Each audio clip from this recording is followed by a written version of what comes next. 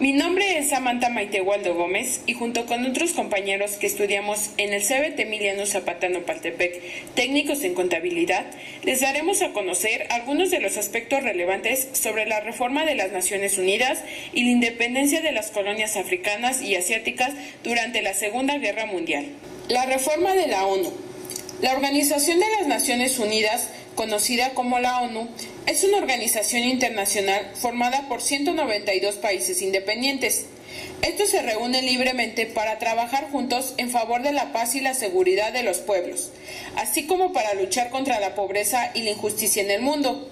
En 1941, durante la Segunda Guerra Mundial, los presidentes de Estados Unidos, Franklin, y de Gran Bretaña, Winston, se reunieron para crear una organización que ayudara a mantener la paz en el mundo.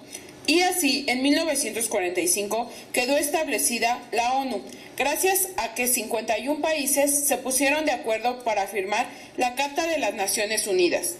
Cuando la ONU fue creada, el mundo era muy distinto a lo que es hoy, por lo que ha tenido que adaptarse a los cambios para funcionar mejor y poder confrontar los problemas que se le presentan.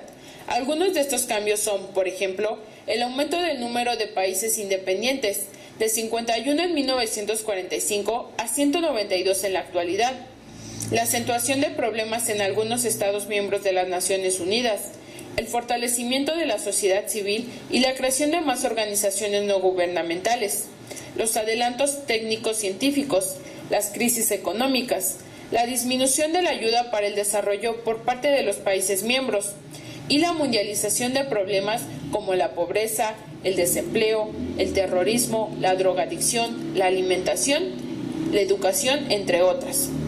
Los problemas de la ONU surgen cuando existe la voluntad política por parte de los estados para cumplir con los acuerdos establecidos, cuando surgen los conflictos relacionados con el racismo y la discriminación en países desarrollados, el desequilibrio entre la atención y cumplimiento a los derechos humanos y el incumplimiento del pago de las cuotas de los Estados miembros. Sin embargo, con la reforma se busca la preservación del equilibrio entre los diversos órganos que componen la ONU para alcanzar los propósitos comunes, entre los cuales se encuentran la preservación de la paz y la seguridad internacional, la promoción del desarrollo económico y social, el impulso al desarme, el avance en el respeto a los derechos humanos, la simplificación en la administración y la mayor transparencia en los gastos para la rendición de cuentas. Yo soy María del Pilar León Franco y les voy a hablar sobre las reformas logradas en la ONU. Algunas reformas que prácticamente se han logrado en la Organización de las Naciones Unidas son la mejora de prácticas de gestión, el establecimiento de un nuevo Departamento de Operaciones de Mantenimiento de la Paz, la formación de un nuevo Departamento de Desarrollo Económico y Social y de un Departamento de Asuntos Humanitarios, el establecimiento de la Oficina de Coordinación de Asuntos Humanitarios con el fin de centralizar las labores de coordinar, promover y desarrollar políticas para los asuntos humanitarios ante desastres naturales, el aprovechamiento de los adelantos tecnológicos como lo son el Internet para disminuir el papeleo y así difundir la información, la eliminación gradual del personal y la reducción de departamentos y oficinas, la congelación de la contratación y la disminución de los viajes, la aprobación de normas uniformes para los representantes especiales del secretario general, el volver más eficiente el combate al crimen, el terrorismo y el tráfico de drogas, promover el programa de desarme, mejorar la respuesta humanitaria, buscar más información directa de la sociedad civil a través de organizaciones no gubernamentales, establecer una división clara en las labores de la Asamblea General y del Consejo Económico y Social para evitar la duplicación de labores, el establecer ámbitos de trabajo más definidos para las comisiones de la Asamblea General, establecimiento de límites o plazos específicos para todas las iniciativas relativas a nuevas estructuras de la Organización de las Naciones Unidas o compromisos importantes de fondo, el examinar el ámbito de acción de las comisiones regionales del ECOSOC para determinar la división más adecuada en el establecimiento de normas, las actividades de cooperación técnica y las perspectivas de mayor racionalización. Bueno, estas son algunas de las reformas que la ONU ha logrado. Mi nombre es Jocelyn Santillán Mendoza. Les voy a hablar de la renovación de las Naciones Unidas. El actual proceso de reforma de las Naciones Unidas comenzó en 1999 con el secretario general Boutros Boutros-Ghali. Posteriormente, el actual secretario general de las Naciones Unidas Kofi Annan presentó el documento Renovación de las Naciones Unidas, un programa de reforma que presenta de forma concreta todas las iniciativas de reforma que habían sido hechas por los secretarios generales anteriores. Annan plantea la reforma de diversos sectores, especialmente los administrativos y organizacionales, y a través de diversas acciones.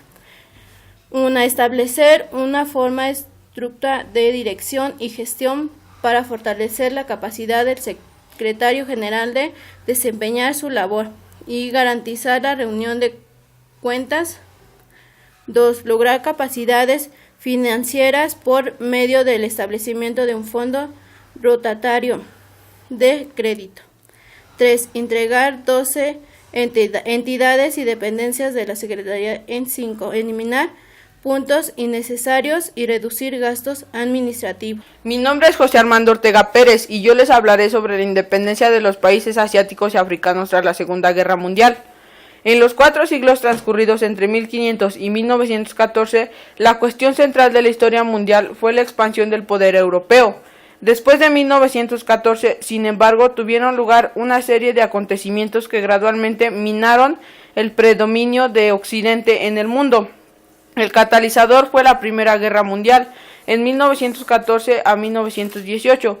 Durante 4 años los europeos lucharon brutalmente y se causaron a sí mismos millones de muertos. Además, despilfarraron los recursos financieros de todo el continente. Apenas habían comenzado a recuperarse de la catástrofe sufrida por la más grave depresión económica de la era moderna cuando llegó la Segunda Guerra Mundial, 1939 a 1945. Al final de este sangriento conflicto, las potencias europeas estaban tan exhaustas, tan empobrecidas y tan desmoralizadas que casi no podían asegurar el control sobre sus propios países, por no hablar de las colonias. No es sorprendente que los movimientos nacionalistas en Asia y África se aprovecharan de la debilidad de Europa. En una generación, estos movimientos se emanciparon de los gobiernos coloniales y establecieron una amplia gama de estados independientes. Con el fin del tercer cuarto del siglo XX, terminaban 400 años de dominación europea. Es Pedro Juan Martínez Sánchez y yo les hablaré sobre la independencia de las colonias asiáticas. En Asia, la historia de la independencia postbélica tuvo lugar en el sur y en el sureste. En el sureste asiático, Filipinas fue el primer país que alcanzó su independencia después de la Segunda Guerra Mundial. Estados Unidos había adquirido el archipiélago tras la Guerra Hispano-Estadounidense de 1898 y al principio se resistió a los movimientos de independencia filipinos. Las fuerzas norteamericanas reprimieron brutalmente una insurrección armada entre 1899 y 1901, pero cuando Franklin se convirtió en el presidente estadounidense en 1933, su política cambió. En 1934, la legislación que prometía la independencia de Filipinas en 1946 fue aprobada por el Congreso de Estados Unidos. El 4 de julio de 1946, las Islas Filipinas se convirtieron en una república independiente. El resto del sureste asiático tuvo un viaje hacia la independencia mucho más complicado. Indonesia, que hoy es el cuarto país más popular del mundo, había estado controlado por el gobierno neerlandés desde que la antigua compañía holandesa de las Indias Orientales dejó de operar en 1799. El movimiento nacionalista indonesio, liderado por Sukarno, comenzó su actividad en la década de 1920, pero fue reprimido por el gobierno de los Países Bajos.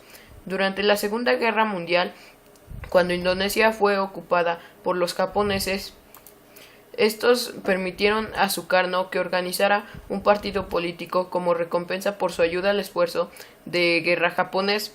Cuando la guerra terminó, los neerlandeses intentaron restablecer su control, pero fracasaron. Sukarno fue nombrado presidente cuando Indonesia alcanzó su total independencia en 1949.